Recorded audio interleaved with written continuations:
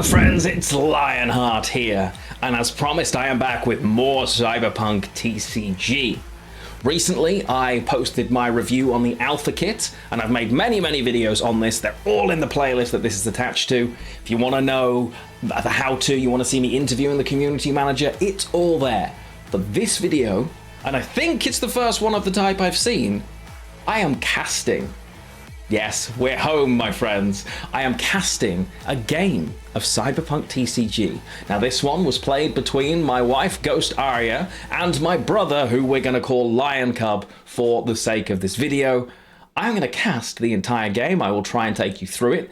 This is the first time I've tried to cast this particular game, and I'm casting after the fact because I'm editing it in. So there are lots of things that maybe I'll change up as I cast more games of this. Please, if you've got any suggestions or things you'd like to see more of, please let me know in the comments down below because it helps me a ton. There is an instance where I take us away from the footage, for instance, and show you a demo board to explain a process. If you love that and you want to see more of it, I will happily do more of it in future videos. But again, it's only worth it if you like it when I do it. So please do let me know. If you want to see more of this kind of content, well, again, you know the drill, right? All you have to do, like the video, helps me a ton. Comment on it as well. I would really appreciate it. You can say how much you love my Dogtown t-shirt, for instance, if you've got nothing else to tell me. But subscribe to the channel, ring the bell, and you will never miss any of my content on this. But with no further ado, let's go into the first casted game of Cyberpunk TCG. So we start this game off with the Alpha Kit. You can see the two players getting ready, and this is what the board looks like if you are going first with those two resources used. If you are going second, the two resources stay there. Each player gets 3. If you want to know more about setting this game up, my how-to video is available, and I'll link it in the description. You can see Arya is going first. She, as a result, has those 2 eddies spent. They are the legends. They count as eddies face up or face down when they're in this area. And the players are just getting themselves ready, looking through their hands, seeing what they've got, getting ready for their first game of Cyberpunk TCG. This does feature my lovely wife Ghost Arya and my brother playing these games. That's why he's called Lion Cub. That's my emote, not his. No, he doesn't have any.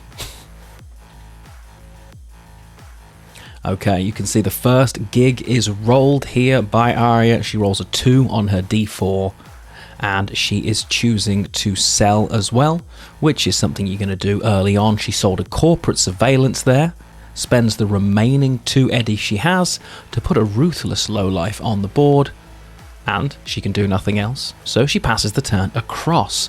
She's got a little bit of board presence available as we flip over now, and we have a gig being rolled. My brother does seem to like rolling the d8 first, but I don't know why. His d8 comes in at a 5. Fair disclaimer, I can't tell what that dice actually says on his side from the camera angle, so we're going to go with 5. Street cred, I think, is going to be more important with more cards revealed, but it's not that crucial in the Alpha Kit at this stage. There aren't too many cards printed, so for all intents and purposes, let's go with it being a 5. He currently has the 3 available and sells a Florit, so he has 4 resources available that he can use this turn. It's one of the, I guess it's the way you balance going second in a game that's about racing to gigs. He looks to spend 2 and chooses to flip one of his legends, revealing that Corpo V. She is available. That is one of the units that does have Go Solo, but you have to pay the resource cost in the top corner. In V's case, I believe it is 5 in order to bring her onto the board, so that won't be happening this turn. We do, however, still have the 2 eddies available because V is still spendable as one, and we get the community favourite, Second-Hand Bombus. This is a really crucial card. It has the blocker keyword. Now, blocker's a really important keyword in this because it prevents you from taking a gig effectively or redirecting attacks as appropriate. Flipped over, always remember, roll that gig first. Arya has done that diligently here. Rolled a 4 on her d6. She is going absolutely loyal good and is going the dice up in order. Love to see it here as she goes through her turn, just judging what she's going to be selling. She sold a Sandevesten. I've heard people say Sandevesten, but I'm going to call it a Sandevesten. 3 being spent here by Arya in order to get a Sword-Wise Hustle onto the board. 3 cost, 5 attack, and she does spend the other 2 as well here. And she is going to... that is because she has used one of the programs. So she has played the program here. It allowed her to change her gig dice up by 2. If she managed to do so, she managed to draw a card as well, thanks to Industrial Assembly. This is one of the cards that street cred matters, but it's if you have 7 after doing it, which is great, which is why she drew the card. Nice bit of card draw synergy. It's useful in every single game that I have ever played of cards. There aren't many that don't need it. As we flip back, no combat just yet, but we have had a dice rolled there as well. It's a 10 on the D12. Not a bad roll so far. No one going for the attack just yet. Just getting a bit of boards, set up. Card sold. It was the reboot optics that was sold there. Typically, you want to keep it face up to show your opponent, but in the audio they were talking to each other and telling each other what they were getting rid of there and what has been sold. So we are now looking, he's got 5 resources to spend here. Could choose to pull the V, put it straight onto the board and go solo, as you can spend her as part of that. When she hits the board, she is in a ready state and can attack in the same turn. Just having a conversation about that now, clarifying the rules. Remember, this is the alpha kit version as well, so some stuff may change, but we can see 3, 4, and he chooses, spends the 5th, and V comes in, goes solo. Now, no units that could be attacked, but he could decide to steal a gig with V there. Corporate Exile does have that go solo tag, and 8 attack as well. For every 10 attack, you gain an extra gig when you steal as well.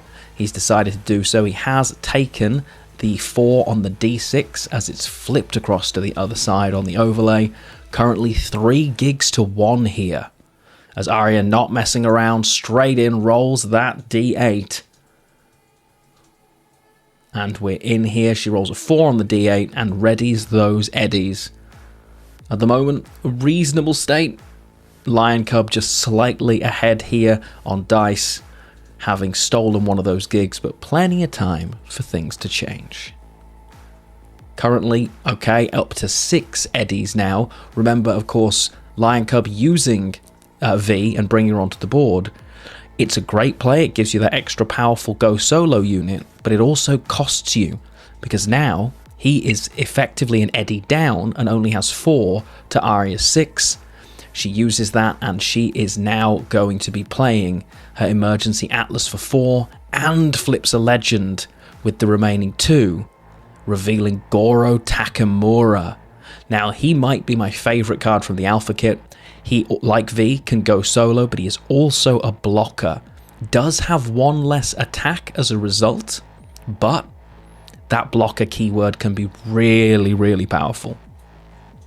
And Arya, goes straight in. She's going for the attack. The Sword-Wise Hustle steals a dice back here and choosing as well to attack. The second-hand bombers blocks the second attack here, resulting in a destroyed unit for Arya. So one of the good things about the blockers, it doesn't force you to block. You can choose to do so, but you don't have to. And you can pick your time when you're going to do it to make things awkward for your opponent. Flip back again, more dice are rolled, and you can see the gigs are updated on the side of the board as we're going along, and that street cred is the total value of the face-up dice in your dice area.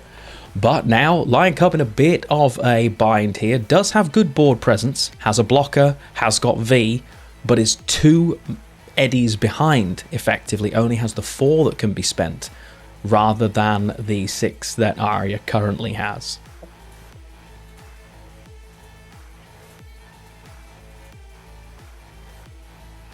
So look here, he's just making his choices, seeing if he's got something sellable. One of the things I've picked up from the alpha kit between the two decks, while both of them do have 13 sellable cards, the quality of the sellable card for the deck does feel different in terms of its weighting. You want to play the sellable cards in one of the decks, but not so much in the other.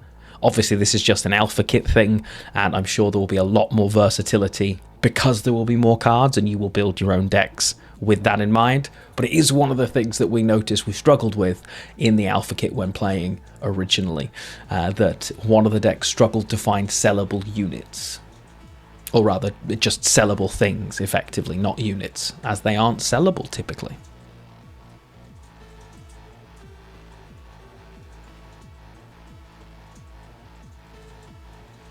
Just working out here what the attack's going to be.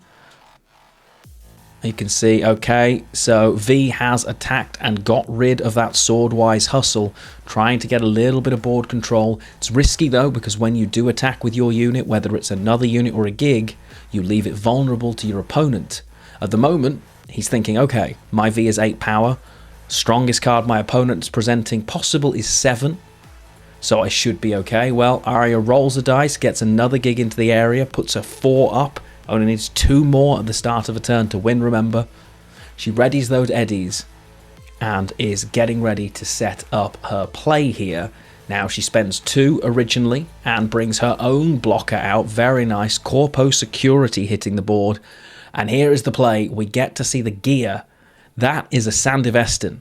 Now that adds 3 attack, but also allows it to attack this turn, a bit like Go Solo.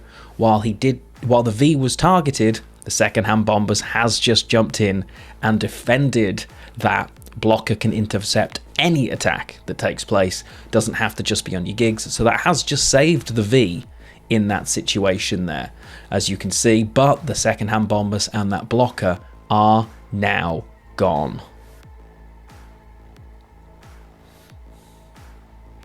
I think it would be really useful to have a little bit of a closer look. This is the first time we've seen gear, so you can see this is the board state. Emergency Atlas there was on the board. Sandivesten goes in and it makes it a 10 power. You can see they slide underneath just like that, and that is where the additional power came from. As we flip back, we go, another dice rolled, more street cred on the way, and definitely another guess in terms of what is on the front of that dice. From me, I went with a 4.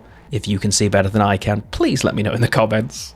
As Lion Cub sells another Floor It here, clearly not valuing the card too much, has 5 available for himself, spends 3, and as a result uses a Floor It here as well. That returns the card to the player's hand, and the stack underneath follows, putting him in a nice space on the board. They are currently even on gigs, but with the other 2, he chooses to flip. And there is Victor. Now, this is fantastic card draw with the Victor here, because it allows you to search through the top 5 cards of your deck. And if you find gear, I believe 2 of them you can place into your hand after showing your opponent. It's a great way to gain some extra cards. Ultimately, if you have the option to use them, you can either sell, you can sell them, you can play them. Card draw is always important, as I've said. So that is done. All of his eddies are spent.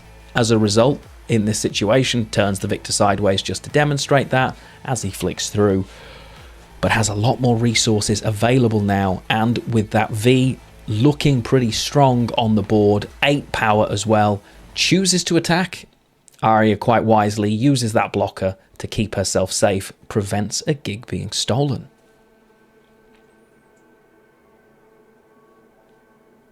Not many turns left now. One of the things about this game, it is fast, it is frantic, it's all about those gigs.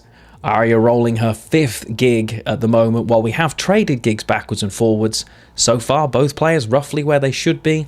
Arya rolling only a 2 on her D12 now as she plays, readies, and is spending 3, is spending 4, 5, and brings out Goro Takamura herself. Now, also has Go Solo, as I said before. This allows it to attack on the turn it's played, but has that blocker keyword, and a high power blocker can be a real problem for opponents if they want to take out gigs. because of course this game doesn't deal in damage, it deals in death.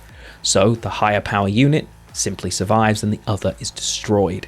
A 7 power blocker can really put your opponent off if they've only got those lower power units. But she chooses to pass, as V was on the board but has a higher power and didn't want to leave her card available there to be attacked herself. Remember, you can't attack units that are face up. As now we get the 5th one from Lion Cub as well. A strong one on the D4 as he readies his eddies. It is 5 apiece here. This one is definitely going to be close. We might make it to overtime in this game as well. And if any of the keywords are a bit confusing, if they don't make sense, remember the link in the description to my how-to. I fully describe everything we know about the Alpha Kit. Definitely worth checking out as well. As he sells a Kuroshi Optics, and that has gone, bringing him back up to parity with those eddies, now that Arya has also brought Takamura out onto the board, costing herself one of her eddies in there. He counts through. He's got 6 available. What is it that he's going to choose to play? It's quite a close moment here. Both players only have their D20s left. Remember, after a turn each of not being able to roll, you hit overtime. And here he is. Now this for me is the strongest card in the Alpha Kit, and I don't think it's close. He has spent 6 and he has brought out Jackie Wells. Now this card is technically deck building illegal because there are not enough yellow RAM available, but the Alpha Kit kind of breaks the rules and we know it. Jackie here is a 6+, and he is an extra 2 power for every friendly gig dice. That is absolutely crazy, as again you compare it, he isn't go solo, but V did steal a gig, putting Lion Cub currently effectively check. He is on for the game right now. If this ends at the start of his turn, where he is going to have the 6 dice, the game will be done. It's going to be a close one. And while Lion Cub's in a good place, Arya is not done yet. She attaches the Sand of Eston to Goro, and now she has a big decision. Lion Cub currently is sat on 6 gigs. She must take a gig here, otherwise at the start of Lion Cub's turn, he's going to win the game. So that Goro is going to have to take out gigs. It's going to have to steal them, leaving him in a very strong position with both that V and Jackie on the board. But no other choice, goes into the attack phase here, goes for the gigs. At 10 power, remember, that means 2 are going to be stolen. It is going to put her all the way to 7 gigs when it happens, and it's great, but we're not in overtime yet. As a result, it's not an automatic victory, and that is the issue. So picks the 2, and they move across. She has taken them, does still have 2 unspent eddies. However, because she's gone into the attack phase, she now cannot go into the play phase again and use her eddies. There isn't a post step in this game. You can see now she goes to, we realise no, that's not possible. She can flip one in the defensive step as an attack goes, but we see Lion Cub now flips over. He is currently 4 to 7 down. It'll be 5 when he rolls his final gig there. Rolls his D20 for yet another guess on my part for whatever number he had there. I'm sure at some point I will have remembered to update it. Maybe I never did. He counts his dice. There it is. It was a 12. Good job editing me. And now he is in a very strong spot. As while he has 5 to 7, those cards are going to be very, very powerful. And this is a big choice. The Reboot Optics attached to Jackie takes Jackie to 20 power, which is going to be 3 stolen gigs. But Reboot Optics comes with a downside. It does give you +4 attack, but everything attached, the Reboot Optics are going to be get rid of at the end of turn, and Jackie's going with it. It's a bold play by Lion Cub, but I'm pretty sure he's confident that in this situation, he can't lose. Arya does respond to the combat by flipping, so we do get to see one of those legends. But as Jackie is coming in now, it's going to take 3 gigs And I don't think Yorinobu's going to do much to help in that situation. So he's flipping from 7-5. Oh, he's going to be going up to 8. And that's before he attacks with the V. He's got 8 gigs.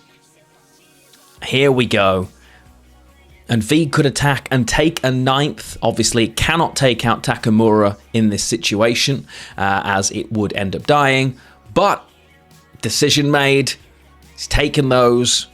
And I believe we're going to call that game here. We did have a little bit of confusion while we were playing. We didn't understand overtime properly.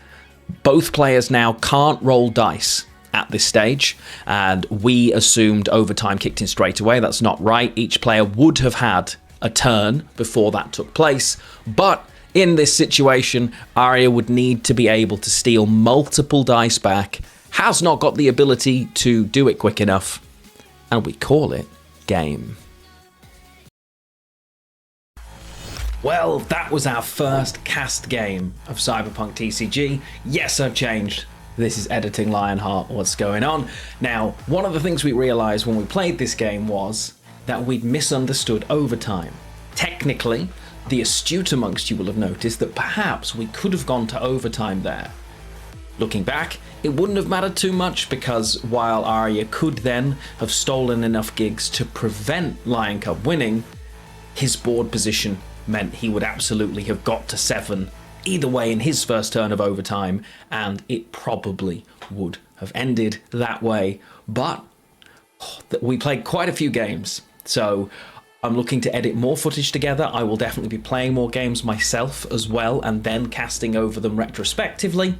I'm even going to be doing some games with other creators who have copies of the alpha kit as well, so keep your eyes out for that. And if there's anyone you specifically want me to challenge, well, I'd love to know that in the comments. But thank you for tuning in to my first casting of Cyberpunk TCG.